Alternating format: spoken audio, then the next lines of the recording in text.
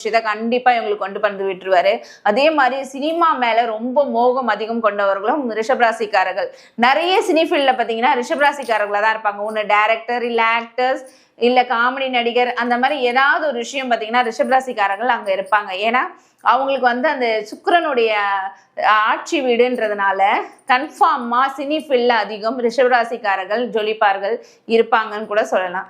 அதே மாதிரி திருமணத்துக்கு பின்பு பாத்தீங்கன்னா இவங்க கிட்ட வந்து இந்த 6ஆம் வீட்டுல சுக்கிரன் மறைவு, அதாவது சொல்லுவாங்க பாருங்க, 6ஆல வந்து சுக்கிரன் மறையக்கூடாதுன்னு சொல்லுவாங்க.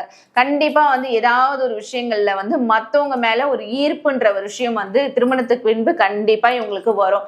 சோ அதனால ரிஷபராசிக்காரர்களுக்கு அந்த மாதிரி சில பேர் வந்து கண்ட்ரோல் பண்ணிட்டு இல்ல இது தப்புன்ற ஒரு விஷயத்துல மைண்ட் செட் பண்ணிட்டு போயிடுவாங்க.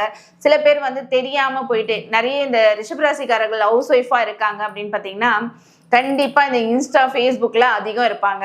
ஏதாவது வேலை முடிச்சுட்டு கொஞ்ச நேரம் ரெஸ்ட் எடுக்கலாம் அப்படின்னு நினைக்கும் போது கண்டிப்பா, அதாவது